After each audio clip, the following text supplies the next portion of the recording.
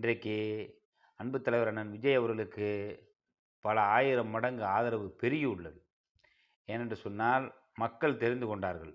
இது சூழ்ச்சி, இது சதி.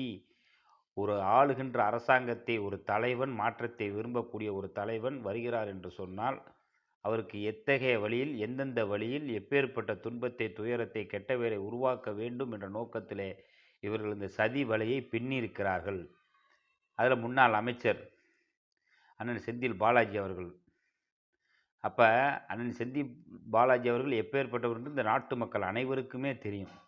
அவர் எப்பேற்பட்டவர், அவர் எந்த மாதிரியெல்லாம் பணம் சேர்த்தவர், அவர் எந்த சின்னத்தில் நின்றாலும் ஜெயிக்கக்கூடியவர், எந்த கட்சிக்கு போனாலும் வெற்றி அடையக்கூடியவர், போக்குவரத்து துறை அமைச்சராக இருந்தப்போ ஊழல் பண்ணிட்டு போனவர். அதே நேரத்தில் இன்றைக்கு பாருங்கள், மத்திய அரசாங்கத்தினுடைய அந்த சிபிஐ, அந்த பல்வேறு வருமான வரித்துறை பல்வேறு வழக்குகள் இன்றைக்கி அவர் உள்ளே போயிட்டு வந்துக்கிட்டு இருக்கார். அப்போ ஒரு சிறைச்சாலைக்கு சென்று வந்தவர், குற்றங்களை இன்றைய தினம் பப்ளிக்காக செய்து அதை மாட்டிக்கொண்டவர், அவரெல்லாம் இன்றைக்கி ஒரு விளக்கம் கொடுக்குறாரு. எதுக்கு உங்களுக்கு பதவி போச்சு? இதெல்லாம் நாட்டு மக்களுக்கு தெரியாதா? நீதிபதி என்னென்ன பேசினாருன்னு தெரியாதா? உங்களுடைய சொத்து மதிப்பு எந்தளவுக்கு உயர்ந்திருக்கு நாட்டு மக்களுக்கு தெரியாதா? இதையெல்லாம் சிந்தித்து பார்க்க வேண்டும். இன்றைக்கி பாருங்கள், அவர் உட்காந்துக்கிட்டு இப்படி அப்படின்னு காரணம் சொல்கிறார். இன்றைக்கி ஒவ்வொரு வீடியோவாக வந்துக்கிட்டே இருக்குது. இந்த சதி செயல் செய்தவர்கள் யார் என்று விரைவில் தெரிந்து விடுவார்கள். அரசன் அன்று கொள்வான், தெய்வம் நின்று கொள்ளும். உண்மை ஒரு நாள் வெளிவரும். அதுவரை அனைவரும் பொறுமை காப்போம். இன்றைக்கி என்ன பண்ணுறாங்க தெரியுமா? காவல்துறை மொத்தத்திலே தமிழ்நாட்டில் 1,00,000 பேர் தான்.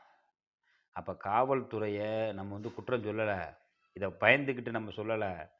காவல்துறையை கையில் வைத்திருக்கக்கூடிய இந்த ஆட்சி அதிகாரத்தில் இருக்கக்கூடிய ஆட்சியாளர்கள் காவல்துறையை ஒரு சில பேரை வைத்து தூண்டி விடுகிறார்கள்.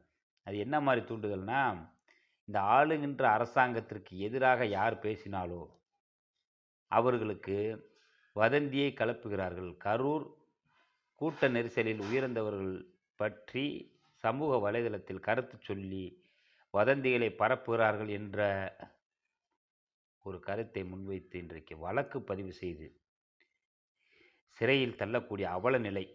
இன்றைக்கு வாய்ப்பூட்டு சட்டத்தை இந்த அரசு நிகழ்த்தி கொண்டிருக்கிறது. இந்த வாய்ப்பூட்டு சட்டம் என்பது கிட்டத்தட்ட ஒரு 50-70 ஆண்டுகளுக்கு முன்னாடி இருந்தது.